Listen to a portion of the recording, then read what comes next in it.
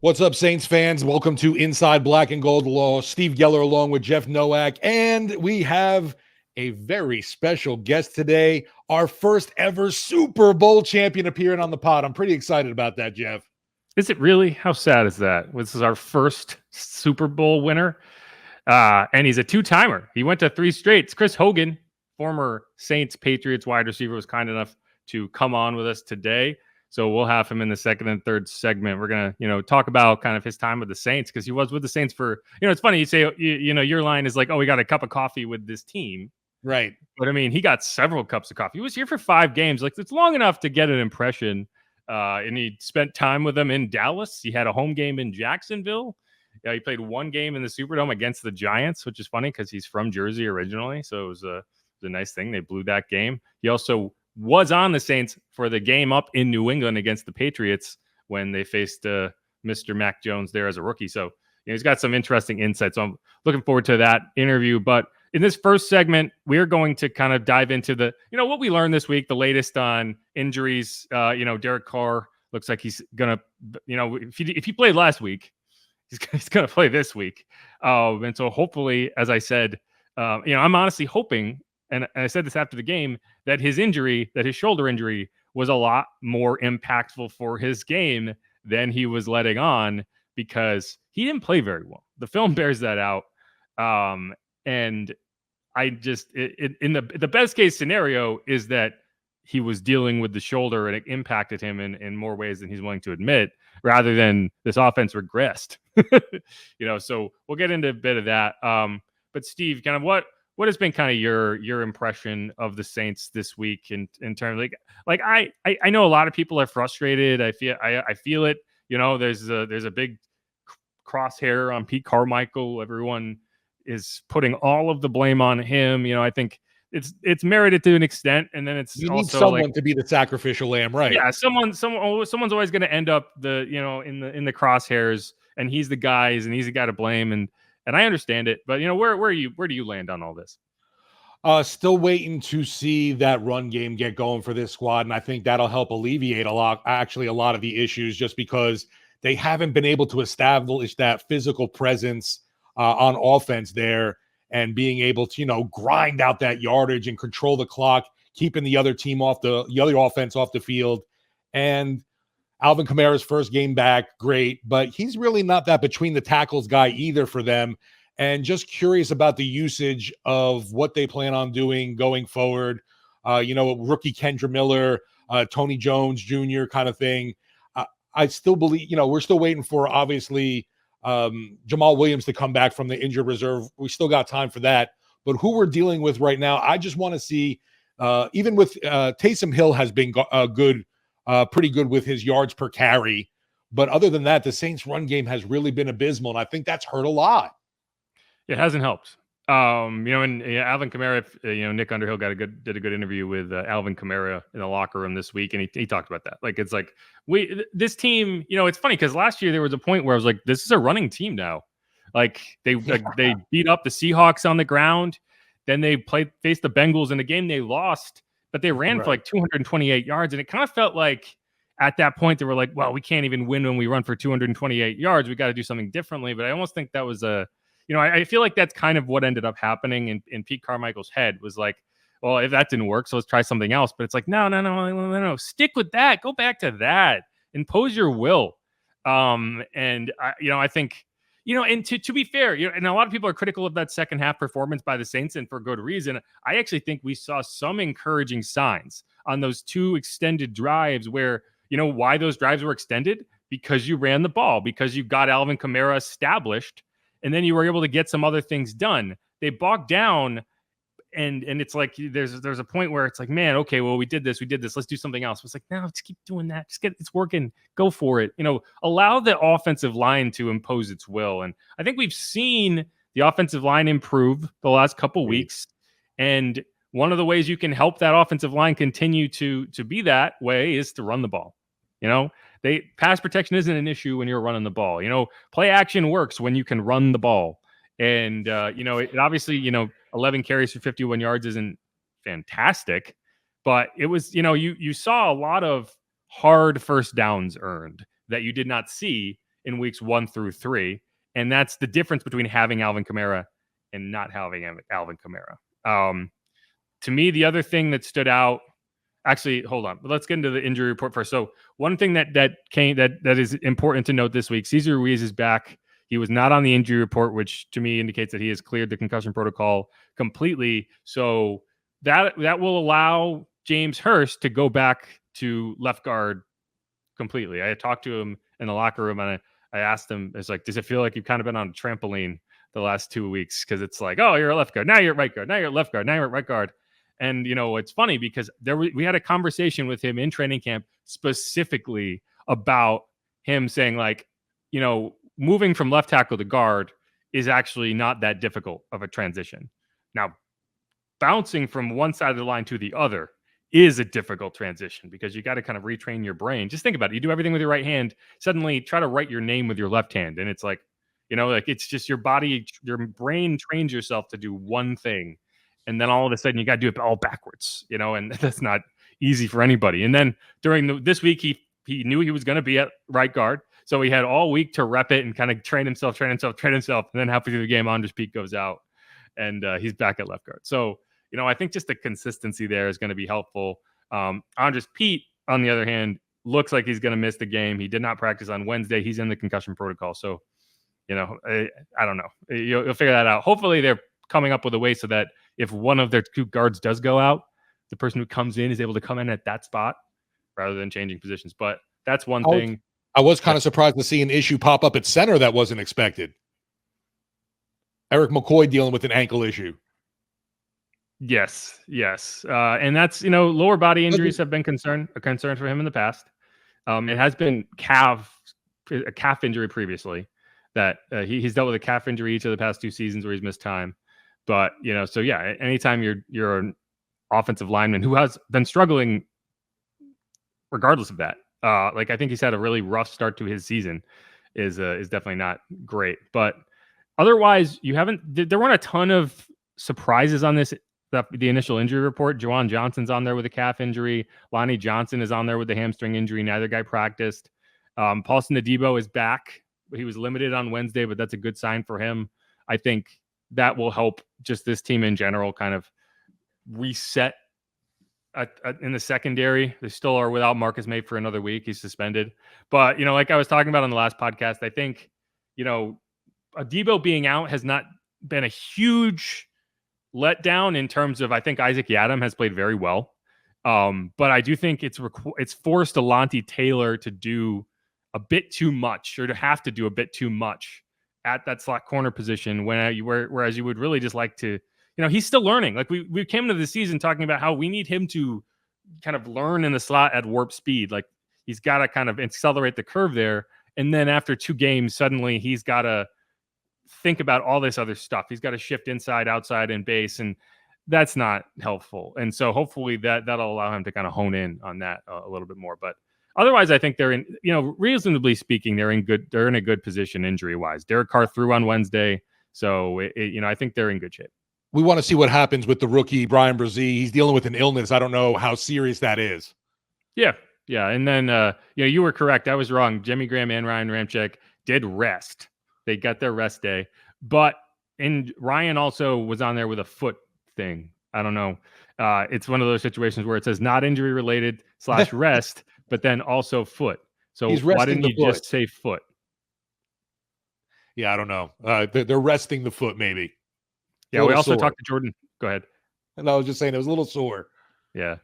We also talked to Jordan Howden. He kind of keyed us in on what he was dealing with his finger injury. He said something along the lines of he sliced it open. It sounds like it wasn't a football related thing. Like it just happened.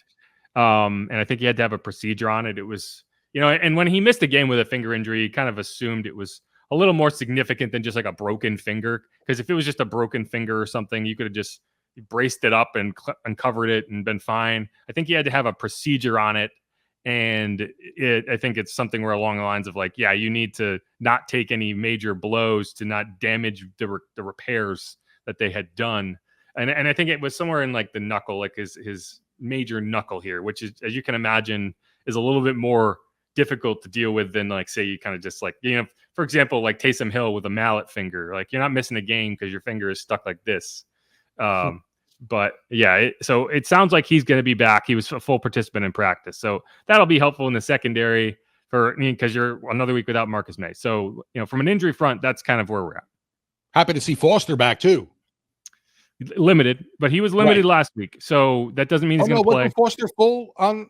Foster wasn't full yesterday? I'm pretty sure he was limited. Okay. I thought him and someone else were back full. Maybe it was Howden, right? Howden was back full. Oh, you're right. I'm sorry. You were correct. Foster was a full participant. So, yeah, that is good. And Eric, to correct that, Eric McCoy is dealing with a knee. Oh, a knee, not ankle. Sorry. Yeah. Foster is dealing with an ankle. Gotcha. And that's the injury he's been dealing with since prior to the Packers game. So, right. Yeah, so that's something. But, one thing, and so one thing we can hit before we move on to talk to Chris Hogan here is, Trevor Penning has been a punching bag. And we talked about this in Wednesday's episode in the film notes. He's been a punching bag for good reason, weeks 1 and 2. And, what you kind of looked at and said, okay, you don't overreact to a rookie left tackle after 1 game, after 2 games, because, and I talked to him about it this week. It's like, there's a point where you're seeing everything for the first time and you're reacting to it. And sometimes you're not handling it well. And it takes reps. Like there's no replacement for reps. And this is what Trevor had to say on that front. Trevor, this is really the first time that you've been able to get kind of a run of starts. So how has that kind of helped you in terms of just continuity? It's good. It's definitely good. I mean, getting the experience that I feel I need to keep developing. It's. I mean, there's the difference between practice and game. I mean, you try to emulate a game as much as you can in practice, but it's hard. It's not the same. So, getting in game. Playing time in games, I think that's going to help a lot. And, I'm just worried about keep going every week and improving every week and just getting better and better at every little thing and just keep stacking them up. Is there a point where, I feel like early on, is there stuff you haven't seen it before, you're kind of reacting to it for the first time? Is that something that over time, you aren't surprised by as much? Yeah, you definitely see some things in game that you learn from. And then, like mistakes that you can make. The way people line up, maybe the DN's in a spike or something. It's just stuff you'll see in game, and you're going to learn from reps. But yeah, and that's kind of where you're at. Like you're not going to be perfect as a young player. You got to get better. And Deuce McAllister also talked about it on WWL this week. So here's that. Well, it's been night and day for him, and that was probably the biggest thing. He needed reps. He needed not only game reps, but he needed practice reps. And so to be able to get that and look, the Saints, like we talked about early on, the Saints could help him with formations and just giving him chips and different things of that nature. He's got in his bag a couple of ways that he wants to attack a defender, just based off of down and distance and knowing what he's going to get or knowing what to expect. And he's been able to really do a good job. And so, I know the offensive line has been an issue as far as the numbers and the sacks, et cetera. But for Trevor, compared from the first 2 games to where he's at now, it's night and day. And look, he still has to get better. He still can play better. He can be more dominant, just more confident in what he's doing.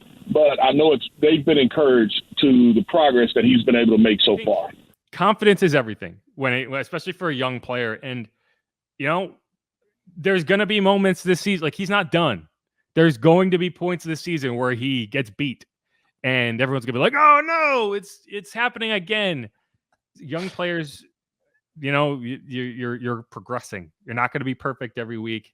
But there was this idea after week 1 and week 2 that it's like, he doesn't have the footwork. He can't get it done. Move him to He's guard. a bust. What a waste. And, while it's frustrating to have to kind of deal with rookie struggles, and that's why you were planning on working him in slowly last year and not having to throw him to the Wolves right away, and the injury made it so you didn't really have that choice. You just got to have to deal with it. And I think he has handled it well. He just put his head down, just worked, improved on the things he struggled at. He's always going to be a good run blocker. We knew that. But it's like you can't only be a good run blocker at left tackle. You also have to be able to pass protect. And if that's the case, if you're just a good run blocker, then you are a guard. But yeah, so that's of all the negative things, and it's easy to kind of hammer on all the negative things, I think that is a very positive development for this team that whether you think it's reasonable or not, still believes that it can be successful on offense with the pieces, with the people in the building. So that's all on that front. No, the great point with Penning, though, too. It's like, yeah, we haven't mentioned him in the last 2 weeks, and that's a good thing for an offensive lineman, unfortunately. Yeah, right. And I mean, you're not going to notice it in real time. You're just going to know that Derek Carr hasn't been eaten alive. Derek Carr, that's the thing. It's like, with how the offensive line played this last week, if they can continue to improve and get better, that excuse is now gone, right? Like the first couple of weeks, you'd be like, well, he's running for his life. He's getting hit constantly. It seems like if they play like they did against the Bucs, the quarterback's got to play better. And that's another thing Deuce talked about. And I won't play the clip, but it's like your stars have to play like stars.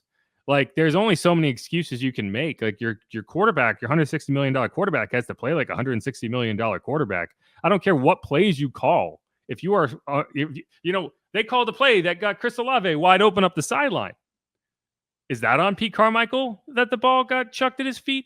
No, it's not. And like there's I think there is an element of blame to be placed at the feet of a lot of people.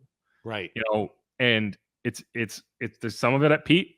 There's some of it at game planning. There's some of it on position coaches. But there's a lot of it just on the players themselves who have to get it done.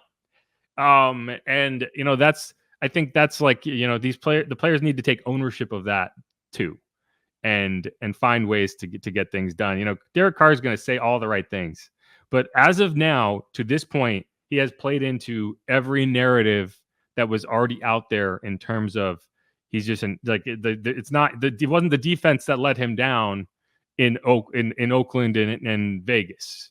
He also let himself down, and he let the team down in terms of elevating them to winning caliber football. Because through 4 games, I would say that the 2 games they won were a product of a very good defense and not the quarterback or the offense elevating the team in any way. 1,000%. And the 2 games they lost were the product of a very good defense not having its best day and the quarterback being unable to elevate them past that point. Now, obviously, the Green Bay game is tough to put on Carr because he went out at halftime. And they did have 2 scoring drives in the first half. They put up 17 points with the kick return. But you can only make excuses for so long. At a certain point, you just got to go out there and get it done, and that's got to start this week.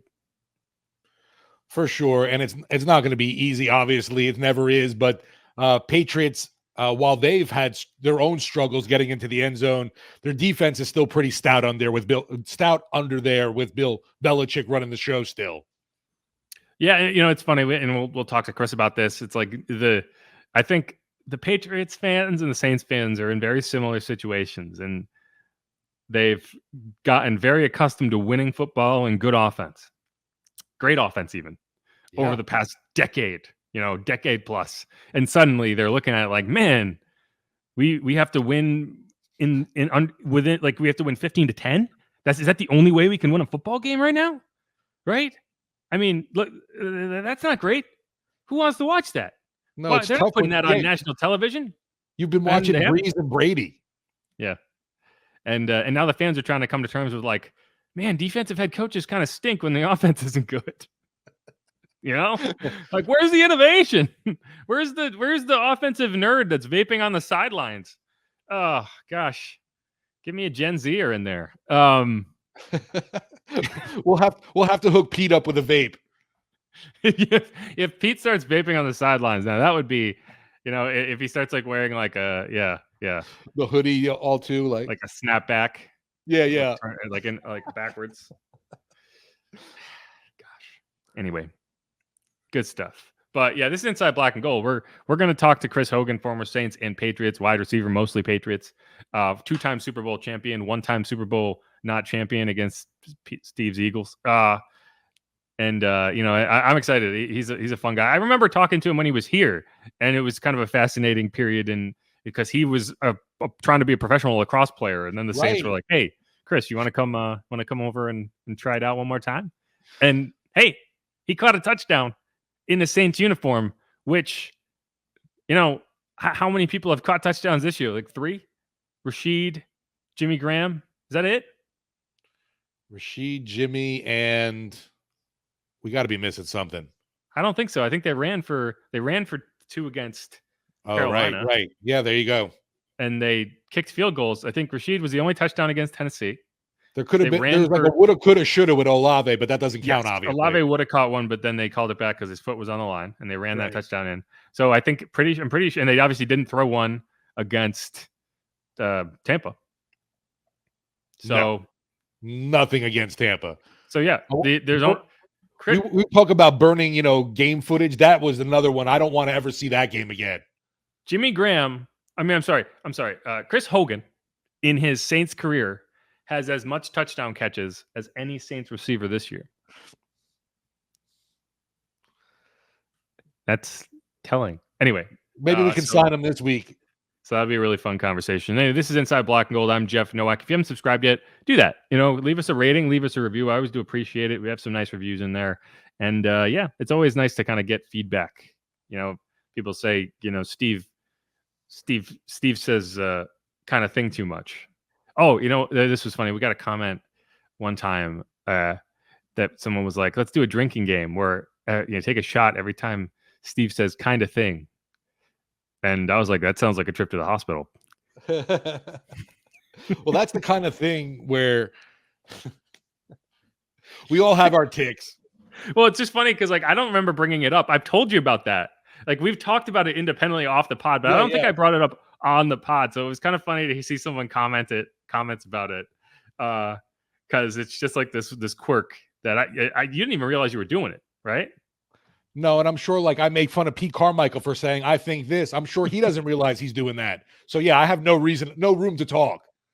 The other thing the Saints coaches do, and Sean did this, and Mickey does this, and so does DA, is they say something and then they say, and yet we have to be better.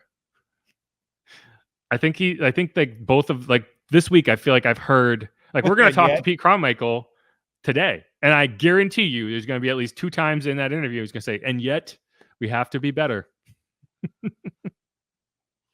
Yeah, and I mean, we've heard it because obviously the talk all this week was because it was raining down negativity, everybody in panic mode. And it was yes, we understand we're not performing at the level we want. There's no panic in this room. And yet that urgency is there to get better. Yeah, I think one of the lines from Mickey was we're at 2-2, the sky is not falling, and yet we have to pretend that it is, where we have to act like it is or something like that. It's just how it goes. But all right, let's wrap up this segment. Go ahead. They know, right? Obviously, they see the same damn things we are. Yeah, and there's concern. They can play it off like there's no concern. There's concern, and yet they know they have to be better. But all right, let's wrap up this segment. We're going to come back. We're going to talk to Chris Hogan, get into a lot of his memories from the Saints, and then we're going to talk about the Saints-Patriots matchup. I think it's going to be a telling game to determine one of these teams is going to come out of this feeling a lot better about themselves. One of these teams is going to come out of this feeling a lot worse, and Saints want to be on the right side of that. So keep it locked on Inside Black and Gold.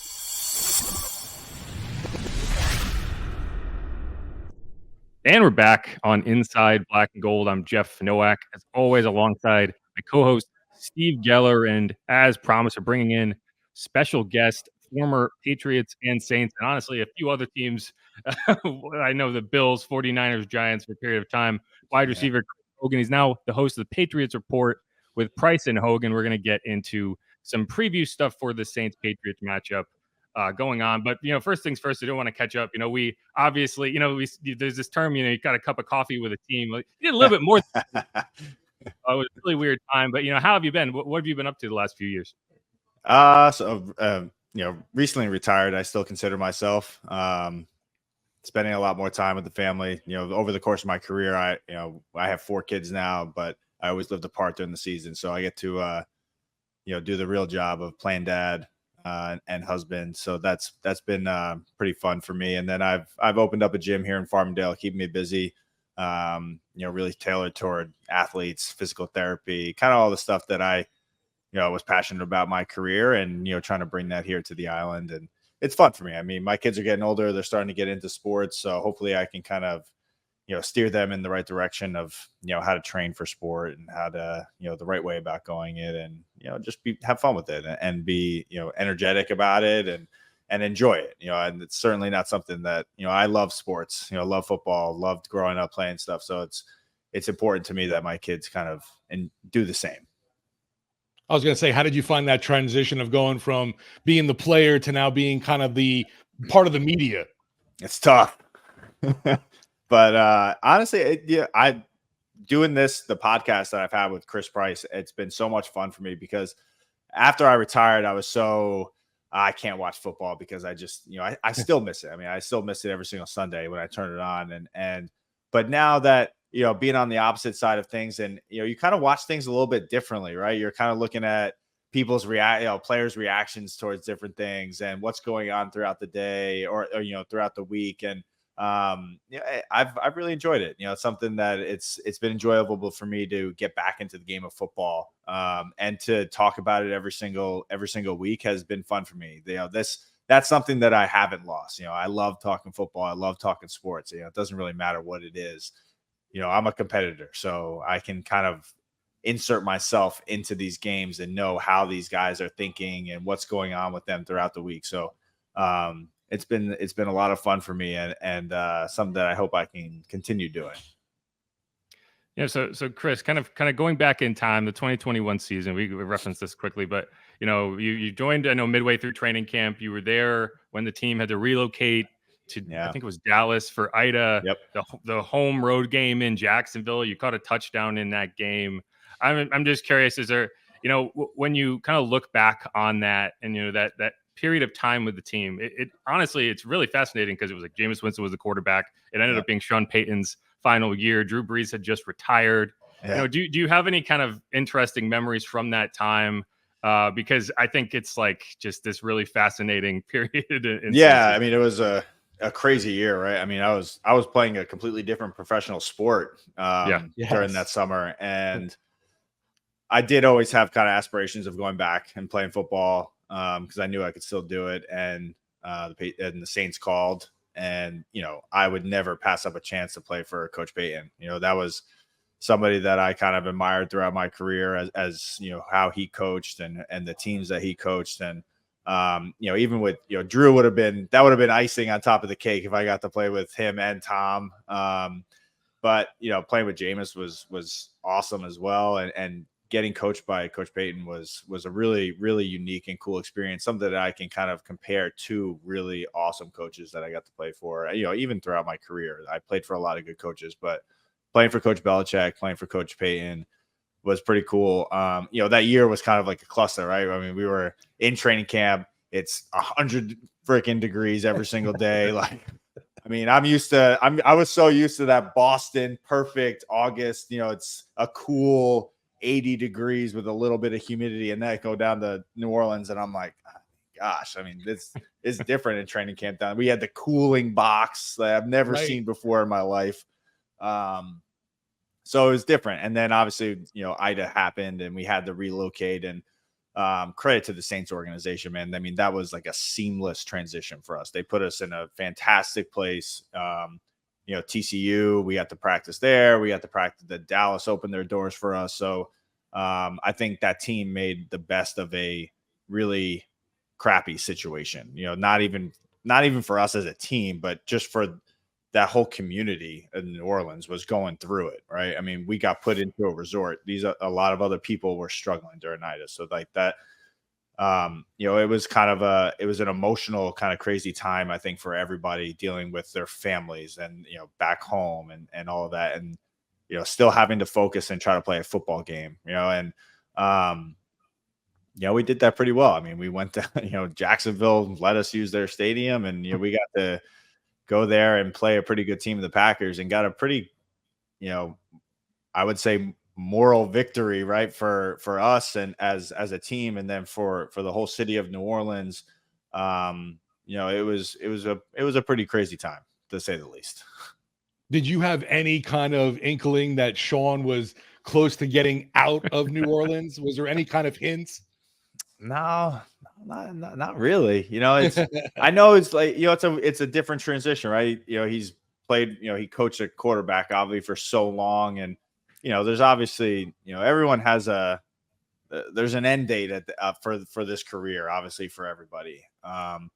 And to be honest with you, the amount of work that these coaches, and I give so much credit for the guys that stay in this league for so long, right? Coach Payton, Belichick, all these guys that do this for their whole careers. I mean, the amount of work that goes into it with these guys between the off seasons, scouting, game planning. I mean, there's, us as players, there's so much that goes into it for the training and the preparation, but these guys go to another level, man. I mean, they don't leave the facility.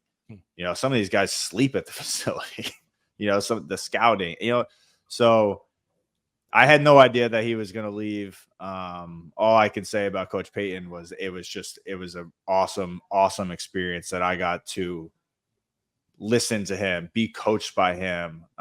He certainly has a ton of stories because we had so many connections between, Belichick and, his years playing New England. So that was certainly fun for me to play with him and kind of interact with him. So again, just very fortunate to be able to be coached by two really, hands down, some of the best coaches that have coached in football.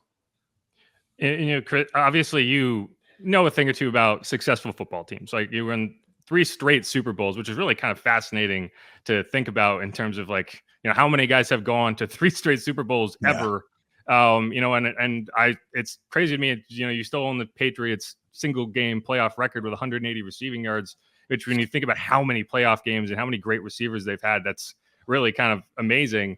But I think you're in a unique position here to kind of weigh in, because anytime a team is struggling, this, like one of the first people in the crosshairs is the offensive coordinator and the play calling. And right now the Saints offense, dating back to last year, struggled. So Pete Carmichael, a guy that, was there, he obviously wasn't Sean Payton was there. So he was kind of the second fiddle in terms of the play calling. But, what were your impressions of him when you were here? What did he do well? What did you think of him in terms of that position? So, I mean, first and foremost, I have the utmost respect for Pete and him as a coach. I think as an offensive coordinator, especially when you get complete control of an offense, you try to figure out your offense's identity. And I think that changes through, every single year. Personnel changes, you have a different quarterback, wide receivers, injuries, all of that kind of stuff. So Pete's a very smart guy. I think what a lot of these offenses in their early struggles in the beginning part of the season, there's still a lot of football left to be played for both of these teams, right? And that are coming into this game, New England I'm talking about, and now the Saints. Right. I think these teams are still trying to figure out their identity, like who they're going to be as an offense. I mean, they just got Alvin back, so now like he adds a whole different, dynamic to their offense. And now we got to go back and see how our offense is going to, establish the run game, how our defense is going to play us now that Alvin's back and when he's out there or when he's playing receiver, because he's so dynamic and where you can line him up. So I think that Pete's going to figure it out. I mean, he's got a lot of talented players on that offense and a lot of guys that he wants to get the ball in their hands. Right. So I think that's also a struggle. You want everyone to touch it because there's so many explosive players on that offense. I think it's really just kind of figuring out the best way of going about that throughout the season. And I think you'll start to see things, get better and better as the season goes on. You're obviously a gym rat guy, with your new business, your career being able to last in the NFL kind of thing. What was it like working with wide receiver Michael Thomas? We've heard so much about his kind of work ethic and what he puts into things. And I'm just curious your take on it. Yeah. So interesting with Mike was, I didn't get to spend so much time with him because he was injured, during the time that I was there. But what I can tell you is what everyone else told me. And as that guy practices like no one you've ever seen practice before. And I saw it. I saw it in the weight room. I saw it in, with him doing physical therapy. I saw the work that he's putting in, and everyone told me that this guy does not matter the day the Friday, the Saturday walkthrough before practice, this dude had cleats on, and running full speed, where most guys are walking in, flip-flops or, just sneakers. Right. So I thought that was crazy to me, because like Saturdays for me, and I consider myself a guy that had a really, really hard work ethic and everything. But again, in my brain, I'm like, Saturday, okay, cool. Let me take it easy, make sure that I'm good for Sunday. But, these guys were going out there for Saturday walkthroughs with cleats on. I'm like, what's going on here? What am I walking into? And I was like, no, this is how Mike does it. And he wants to run, still he wants to get through the workouts. He wants to kind of have a little bit of the timing and I love that. That kind of just goes to show you the type of work ethic and the type of player that he is. I know he's battled a lot of injuries over the past couple of years, but I think that, he puts in the work to get himself ready and available to be on the field. And a guy that I watched my whole career. I was never a guy that was, considered a fast guy, right? Like, I mean, I consider myself the fast guy, but, maybe most defense didn't plan for me to be kind of taking the top off of things. So like Mike was a guy that I watched my whole career, like his releases, how physical he was at the line of scrimmage, just the way that he's so aggressive in the way that he runs routes and how he catches the football. Like, dude, that was a guy that I tried to emulate some of my game off of.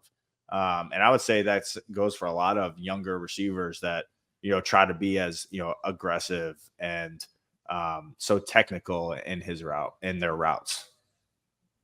And 28 reps at 225. I mean, you got that physicality down too.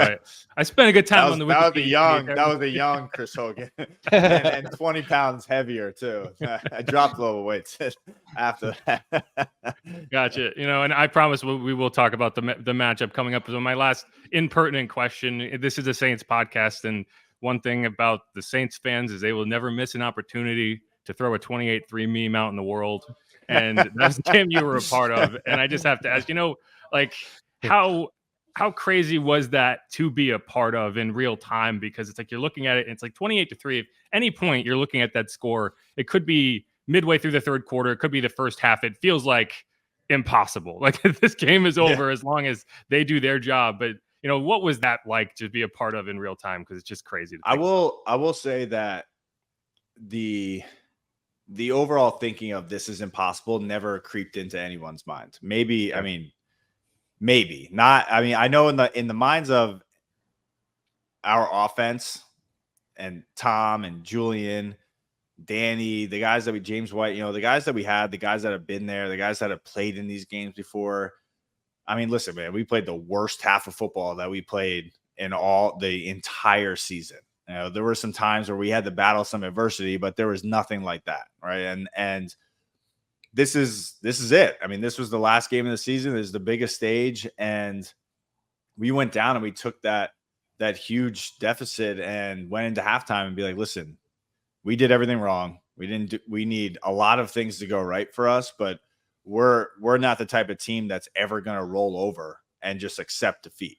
That was up and down the line, right? There wasn't this big rah-rah speech at halftime. It didn't need to be said. It was, we got embarrassed on national television in the biggest stage for a half of football, and we're not going to let that happen for the next 30 minutes.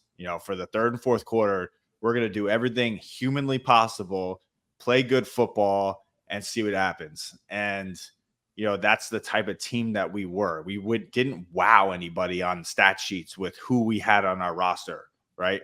We started the game at me, Julian, and Danny as starting receivers. We had James White in the backfield. Obviously, we had Tom. Our defense was spectacular, right? And even them, they went out and probably played the worst that they had played. And we had a great, we had 2 weeks to prepare for this team and still gave up 28 points in the first half.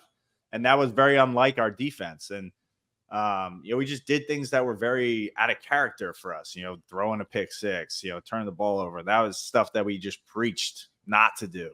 But I will say this, once we started climbing back into that game, it became more and more attainable. We were like, I think that we have a chance to win this thing. And then, when we won the coin, in overtime, when we won the coin flip, I knew it was a wrap. Yeah, to me, the defining characteristic of I those knew it was teams- a wrap when we called the play on the goal line. Like I knew that play. I knew it what was going to James be it called. was James who caught it, right? Yeah. Yeah. Yep. To me, the defining characteristic of those teams was that it was just like waves on a beach. It was like inevitable. Like if you give them enough chances, it was going to happen.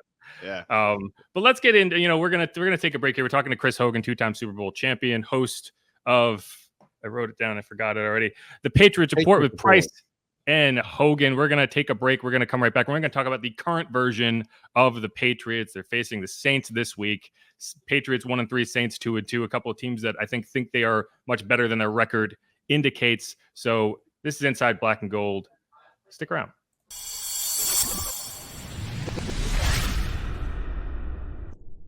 And we're back on Inside Black and Gold. Jeff Nowak, Steve Geller, still with 2-time Super Bowl champion, former Patriots and Saints wide receiver, and host of Patriots Report with Price and Hogan, Chris Hogan.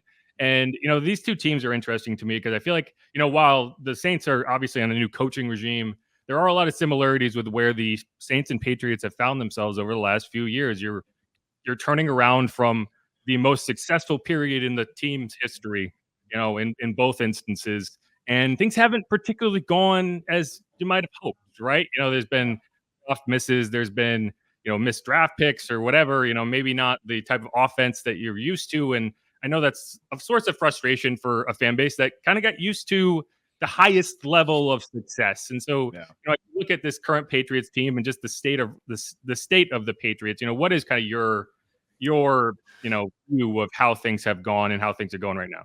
Yeah, I mean, I think the beginning of the season has obviously not gone the way that they've wanted it to go. I think that New England is hurting themselves. We're first couple games of the season, we turned the ball over too many times, not taking care of it, and ball security in the NFL is your Achilles heel. I mean, if you turn the ball over in the NFL, your chances of losing a football game go through the roof.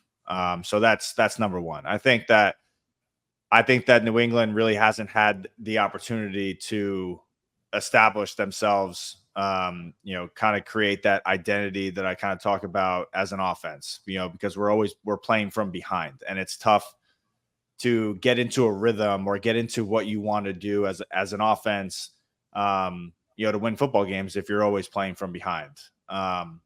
We haven't, there were a couple of, in the Jets game, I thought we did some really good things. We ran the ball well. We had the play action going. We had some plays down the field, which we really didn't have in the first couple of games. Mac really didn't have any attempted throws that were over, let's just call it 15 yards. So we weren't really trying to push the ball down the field and make those big time, plays that can really change the pace of a game. Defensively, I like where we were at. New England has always history, right? They've always had a good defense. They've had guys that are good playmakers. They have guys that are good role players. Really, I feel bad for the young kid, Christian Gonzalez, that hurt his shoulder in the last game because he was playing so well in the first 4 games of the season. You saw him; he was matched up against some really good receivers, and he was doing a very good job, matched up on Tyreek Hill, and I know he wasn't following them around, but, we held Tyreek to 45 yards. He got matched up on Garrett Wilson, down in the red zone a couple of times, one-on-one, where they clearly were trying to get him the football. Did a really good job on, the offensive rookie of the year last year. So he was progressing so much, and so it hurts to see him get hurt. I wish him the best, and I hope he gets healthy and continues his growth as a player. So I think the team right now for New England, I would say the same thing for the Saints, right? You've had a couple of these close games. I know that we had a tough one in Dallas. Dallas is a very good football team, and they put it on us, right? But we turned the ball over in the red zone. We, turn the, pick 6, things that you don't put your defense in the best possible, there's no way to succeed in that way. There's going to be points put up. So I think for New England, it's really, it's not about the Saints, and for the Saints, it's not about New England. I think it's really about the teams in general, right? It's about what do we have to do as a team to keep ourselves from losing football games, and how do we just continue to grow as a football team? How do we get better? How do we put ourselves in in better positions throughout football games? How do we play more, offense, defense, special teams, complementary football? All of those all those phases have to work together to win these football games. So I don't think that for either team, one phase or all three phases have worked well together throughout an entire 60 minutes of a football game. And I think that's got to be the focus. You can't worry about your opponent every single week right now. Like we're so early in the season, and things can change drastically over the course of the next quarter of the season. Right. So it's like, why are we going to worry about who's coming in or who we have next week? Let's worry about what we're doing wrong. Like, let's correct that. Let's get better at the basics that maybe we haven't been doing for the first quarter. And now let's see what happens if we go out and we play well. We don't turn the ball over. We have, establish a run game, get big plays down the field. Guys got to step up, right? I think Saints have guys that have been there for a long time. They have leaders in that locker room. New England has the same thing. There are a lot of new faces, but there are a lot of guys that have been there. They know what it takes to win football games. They know what it takes to go play into January, right? That's the goal. So as for those guys, those young guys, the guys that haven't been there, like their learning curve has got to go, pretty quickly. And they're there to help them do that. So not all is lost for either of these teams. I think, I still firmly believe, I know Saints have a very good football team, great organization. New England has a good football team. They're just struggling right now. And I think the urgency has to go up for both of them. I think that they need to figure it out now as opposed to later down the line. Cause I've been on those teams before, and it's certainly not fun if you don't have an entire roster bought into winning football games, because December, November can be a very brutal couple of months. It's funny you mentioned urgency. That's exactly what general manager Mickey Loomis, head coach Dennis Allen have mentioned going into this week. There's no panic button, just that heightened sense of urgency. Looking at the Pats, though, is Mac Jones that dude? Is he that guy to lead the way for this team, man? Listen, I got to believe that, first of all, there's no one else that you're going to put back there, right? That's the reality of the situation. Let's not make some crazy, change right now where it's going to change the whole more, confidence of our offense and as our team. We don't need to make that change. I seen some very good things from Mac Jones in the first couple weeks of the season. Yeah, we did throw some turnovers, and we were playing in some weather that was not great, and we had some guys, not toe tap on the sideline. We didn't get 2 feet down. Now we're going into tie a football game, or we turned the ball over in the red. These are all things that happen in the course of a football game. But yeah, we're all going to point fingers at the one who touches the football every single day. But he was doing some good things. He was making some good throws. I think that last weekend is not a good representation of who he is as a quarterback. Throwing the ball across the field doesn't work in the NFL, right? Defenses are going to prey on that. Turn the ball over in the red zone. When you're scrambling, you got to know that these dudes are coming after it with one job and one idea in mind, is that's just to rip the ball out of your hands and create a turnover. So those are things that, we talk about urgency, right? You got to learn from this stuff.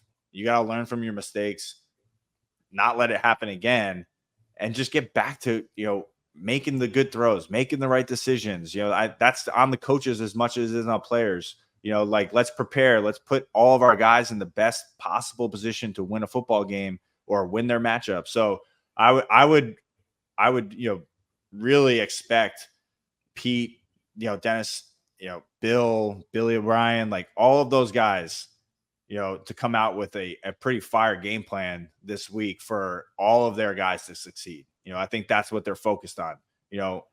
Offense, defense, special teams. How do we put our guys in the best possible way to succeed and to win a football game?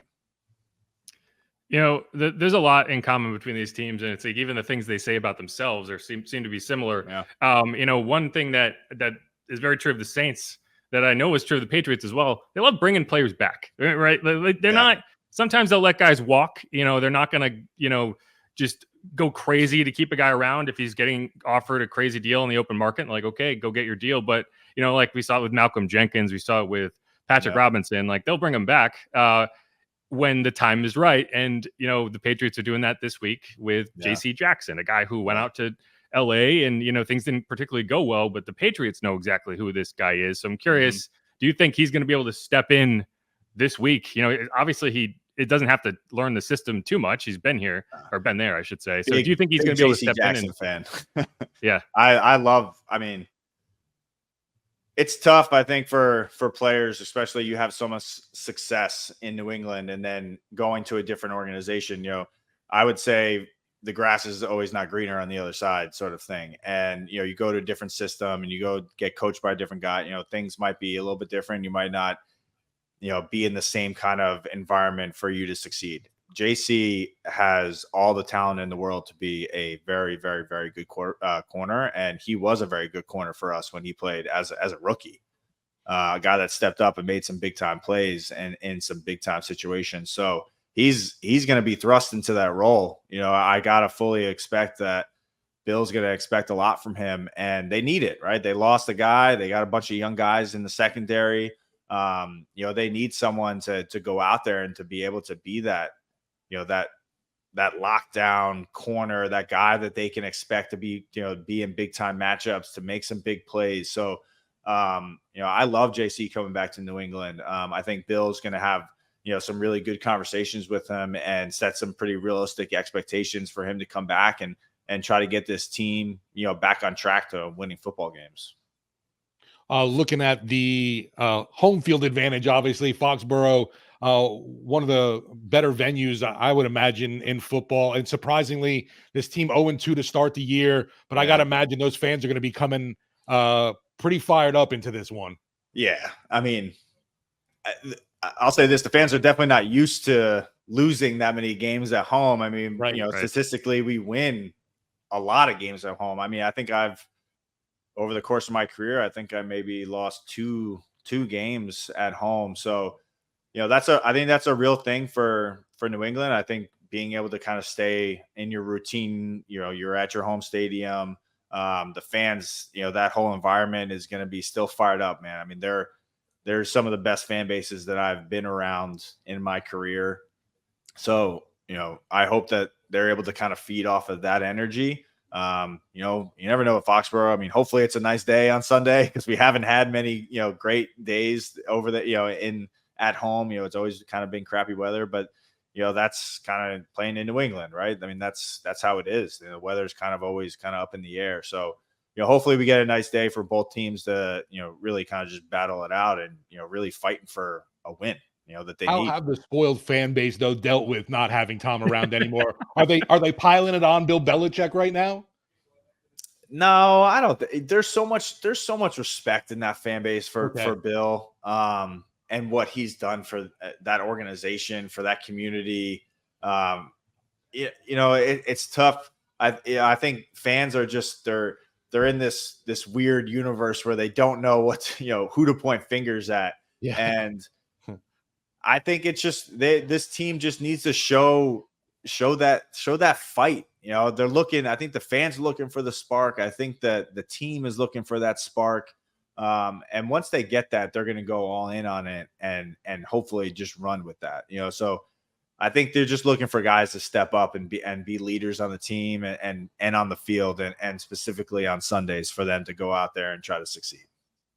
We're talking to former NFL wide receiver Chris Hogan, and I appreciate the time so much. And one more question, just based on, the NFL is fascinating for a lot of reasons. One being anything can happen any given week. You look at the Cowboys and they've outscored their opponents, 110-13 over their 3 wins, but then they go out and lose to the Cardinals, right? A team that is starting Josh Dobbs, and the Dolphins go out and beat the Broncos by 50, and then they go to Buffalo and lose by 28. It's fascinating. And so the Patriots are 1-3. They have losses to the Eagles, Dolphins, and Cowboys through very good teams. And so you look at a 1-3 team that probably believes they're a lot better than that. And so my question is, this is a long-winded way to get to that, but the Patriots win this game. What has to go right for the Patriots for you to feel confident the Patriots walk out of this game with a win? My number one thing is not turn the ball over. honestly, I think that's the biggest factor in all of our losses that we've had at home, on the road. I don't know what happens in that game against the Cowboys. I think that Dallas is a very good football team. I think that they might have come out of that with a win no matter what. Tough to go on the road there and play. But you look back on these games and where we've turned the ball over and how many turnovers we created and how many lack of turnovers we created on the other side. It's tough, man. You're giving up teams other possessions to score, and it's really hard to win football games in the NFL without turning the football over. And every single week, you really have no idea, right? We talked about it. You just said it. You just never know what team's going to show up every single week.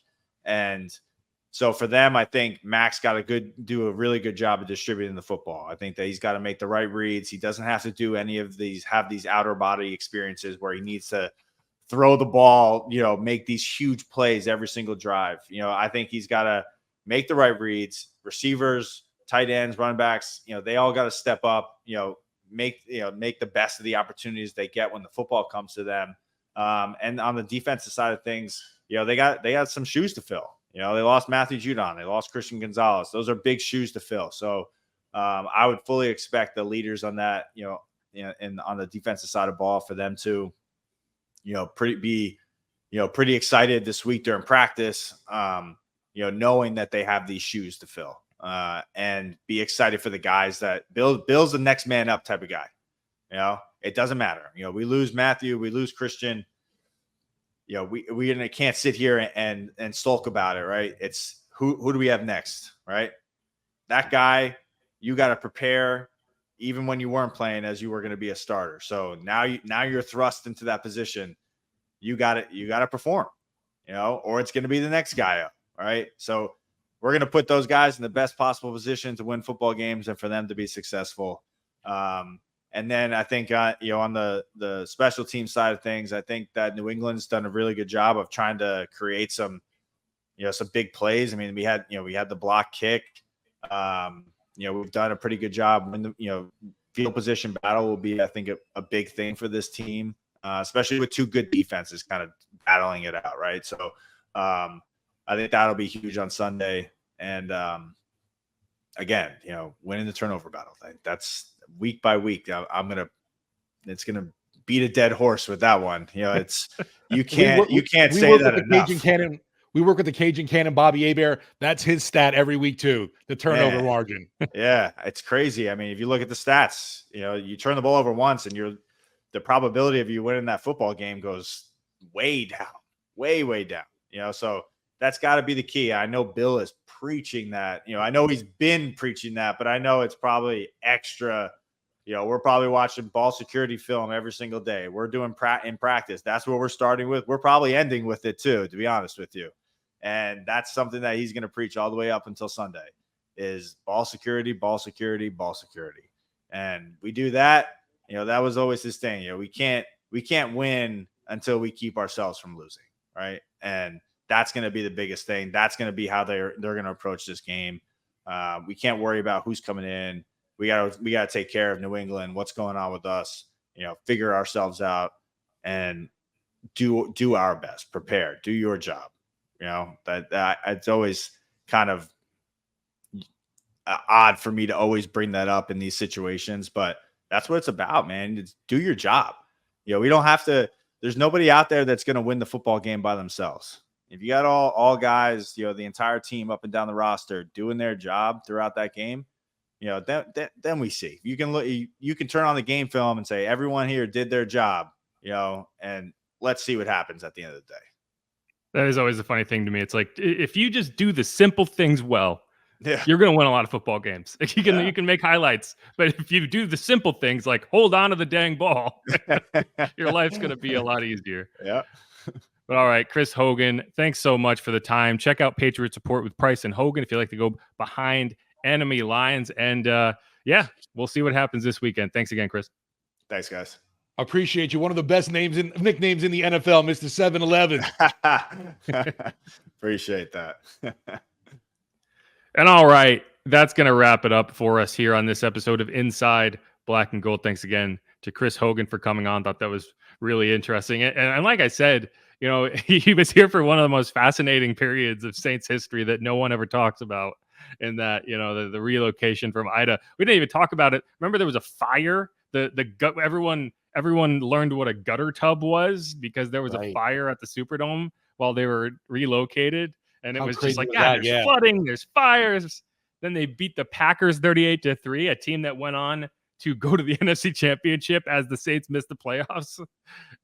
Anyway, it's you know, I think that's a good example of like, and look at the Patriots right now as a good example of like, you know, things change quickly in the NFL. This was the Cowboys team coming off a loss to the Cardinals, but they got manhandled. It wasn't even a close game. Like, it wasn't like it came down to the end and the Cardinals made a play. They dominated, and then they showed up in New England and won 38-3. Or I don't know, was it in New England? I can't remember. Let me check. I believe so, because I do know the Pats are 0-2 at Home. No, they're in Dallas. Okay, they were in Dallas. They were in Dallas, but either way, they lost 38-3. Yeah, and their one win was at New York at the Jets. So yeah, they are 0-2 at home. But you know, that's how quickly things can change, right? You lose to the Cardinals, then show up and beat the Patriots 38-3.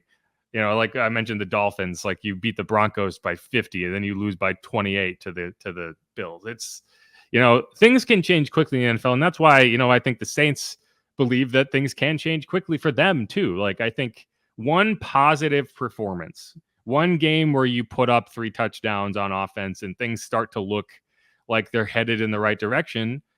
And I think this whole season will feel a lot differently. The problem is you got to do that. And to this point, we have not seen a team that looks capable of doing that. But hey, last time they went up to New England, it kind of got things on track because it was a similar situation. You had just come off of a loss to the Panthers in week 2. This time it's week 4 against the Bucs. But like that Panthers game up in Carolina, after that Packers game, Chris Hogan was on the Saints for that game. And they kind of took it to the Patriots. Mr. McCorkle, that's his middle name, by the way, in case you didn't know that, Michael McCorkle Jones. You know, he threw the ball 50 times, and the Saints, that was his rookie season. They kind of took him for a ride in that game. I know they had 3 interceptions. Marshawn had one with a broken hand. And so if you can do that again and come home 3-2, well, I guess they're still on the road, but head to Houston 3-2, I think things feel a lot differently. So this is me kind of with my, you know, unfair, unearned optimism saying, you know, it would sure be nice if this team could find a way to give people some confidence that this is not going to be the entire season of, you know, oh, maybe we can win 12-9, you know. To me, at least, I'll look at the positive of, I feel like the offensive line has made strides from week 1 even until we saw them at that Tampa game. I didn't think they were one of the main issues, obviously, in that matchup. So I'm going to look at that positive along with a little bit healthier Derek Carr going into this week, dealing with that shoulder. And hopefully this offense, let's find the end zone, please. Please. Yes. No more, you know, double reverses on 2nd and 5 in the red zone. Let's just score. Let's do that. Let's score. Anyway, this is Inside Black and Gold. Thanks, everyone, for listening. Thanks again, Chris Hogan, for coming on. And yeah, we're getting ready for week 5. Saints 2-2, Patriots 1-3 up in Foxborough. It's going to be, I don't know, windy, a little cold, but hey, that's October in New England. They're going to get it done. All right. If you haven't subscribed yet, please do that. If you haven't followed us on Twitter, it's at Jeff_Nowak, at Steve Geller WWL, and at Saints_pod. Check out WWL.com for the latest news, notes, and analysis, and check out Sports Talk every day, 4 to 8 p.m. on WWL AM 870 FM 105.3, and always on the free Audacy app. Steve, get ready. I'm ready, and like I said, I want to get into the end zone. No more threes. No more kicking field goals. I need end zone action. I don't even want extra points. I want 8. Give me 8 every time. All right. Thanks, y'all. Who dat? Be easy. Peace.